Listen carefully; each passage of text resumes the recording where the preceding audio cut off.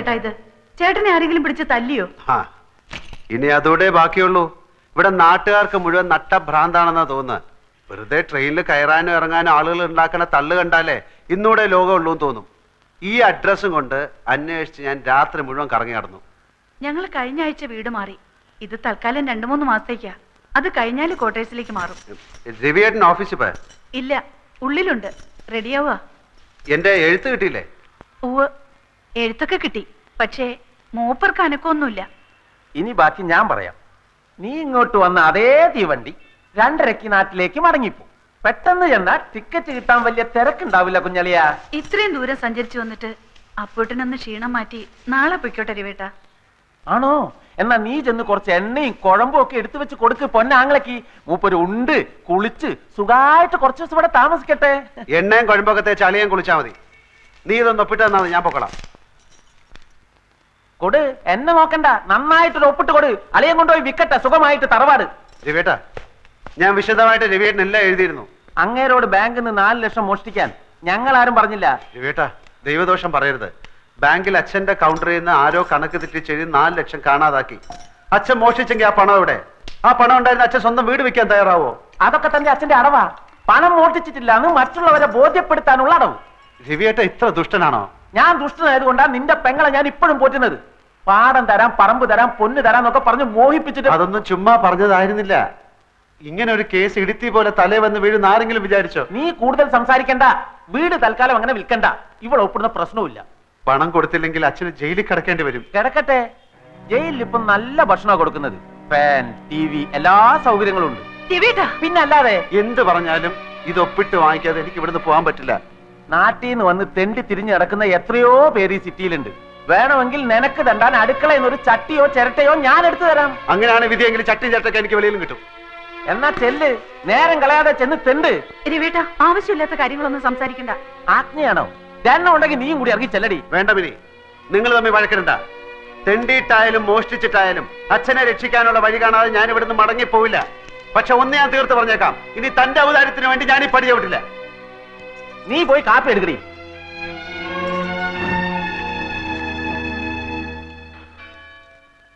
അവൻ നൂറുദ്ദീൻ, 100 എന്ന് ചെറുതാക്കി വിളിക്കും. എന്റെ ബാല്യകാല സുഹൃത്ത്. അവൻ ഈ നഗരത്തിലാണ്. ഇവിടെ മാമ ബീരാനിക്കയുടെ കൂടെയാണ് നൂറിന്റെ താമസം. മാമയുടെ കച്ചവടത്തിന് സഹായിക്കലാണ് പണി.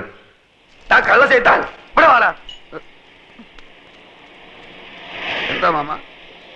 78 43 കൂട്ടിയാൽ എത്രണ്ട? 8 3 11. പിന്നെ 7 4 11 121 അല്ലേ? ഇതെത്ര? അത് 111. ഇങ്ങനെയാണ് കണക്ക് ചെയ്താൽ 10 രൂപയ്ക്ക് എന്റെ ബാപ്പ ഉണ്ടായി തരൂ. ഇയാളെ മുടിപ്പിക്കാനായിട്ട് കുടിക്കാനല്ലേ?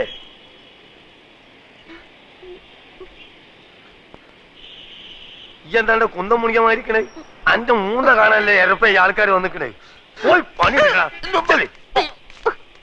കള്ള ലക്ഷണം കേട്ടോ.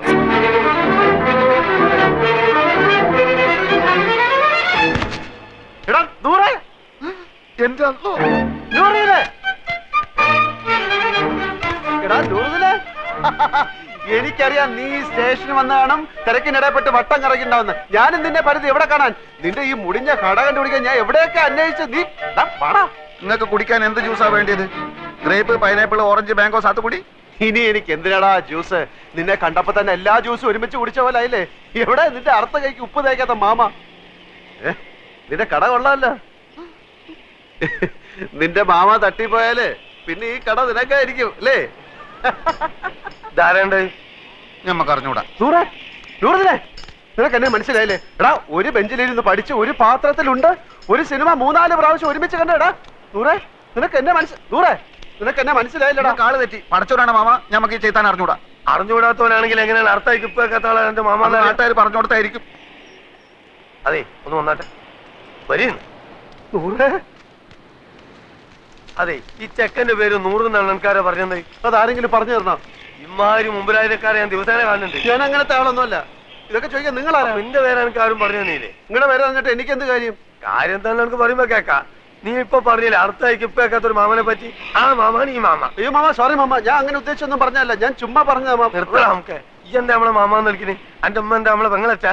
ഇല്ലാത്ത പരിചയം കാട്ടി ഓരോരോ ഹമാറുകൾ വലിഞ്ഞു കയറും കേരളക്കാരെ പറയിപ്പിക്കാൻ. മേലാലിന്റെ പൂടിയന്റെ ചുറ്റുവട്ടത്തിലെങ്ങാനും കണ്ടാൽ എന്റെ കാൽ അടിച്ചിട്ട് ഞാൻ എൽഷേപ്പ് ആക്കും. ആ പോ പോ പോടാ. ഇവിടെ ഇങ്ങോട്ട് ഇങ്ങോട്ട് ഇങ്ങോട്ട് ഇങ്ങോട്ട് പോ കളവേ.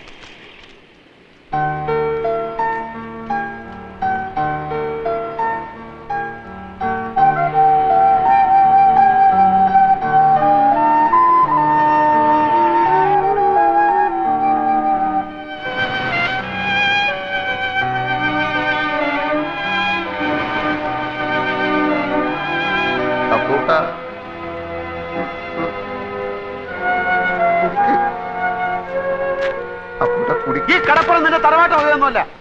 നിനക്ക് എന്നെ അറിയില്ലല്ലേടാ പൊന്നി. എടാ സ്കൂളിൽ പഠിക്കുമ്പോൾ ഞാൻ നിനക്ക് എത്ര ഐസിക്ക് വാങ്ങിച്ചു തന്നിട്ടുണ്ടോ?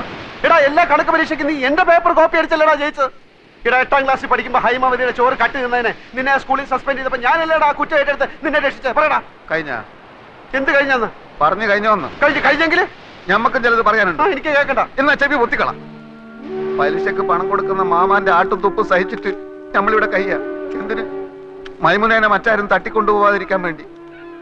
ശമ്പളം ഇല്ല, നല്ലൊരു ഷഡ്ഡി വാങ്ങാനുള്ള പൈസ പോലും അയാൾ തരില്ല. സഹിക്കുക. അങ്ങനെ ഇരിക്കുമ്പോൾ കഴിഞ്ഞ കൊല്ലം നാട്ടിൽ നിന്നൊരു പഹയം വന്ന് ചാടി. നമ്മളെ കോയിക്കലെ മൊയ്തൂക്കാന്റെ മോൻ ഖാലിദ് നമ്മളെ കൊണ്ടാവും പോലെ അവനെ നമ്മൾ സൽക്കരിച്ച് ഒടുക്കം മാമാന്റെ കയ്യിൽ നിന്ന് 500 റുപ്യ വാങ്ങിയിട്ടോ മുങ്ങിക്കളഞ്ഞു. അതിനുശേഷം നമ്മളെ കൂട്ടുകാരനാന്ന് പറഞ്ഞിട്ട് ആര് വന്നാലും മാമാന്റെ അടി ഞമ്മക്ക. ആ ഒറ്റ കാരണം കൊണ്ടാണ് അപ്പൊ കുട്ട അറിയാത്ത പോലെ നമ്മൾ ആക്ട് ചെയ്തത്.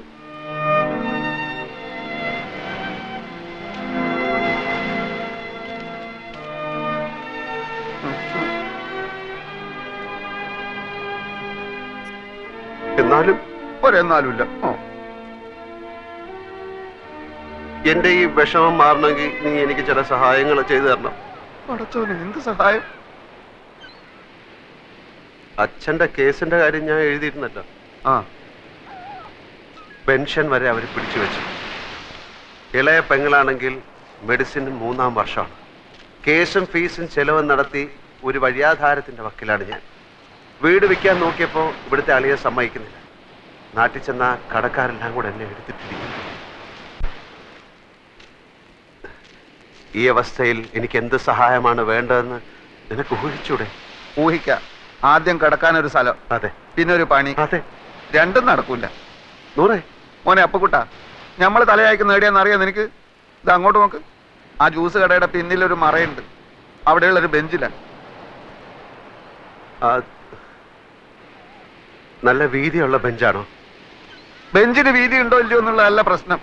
പകൽ നേരത്ത് മാമ വരുമ്പോ എന്നെ അവിടെ കാണില്ല.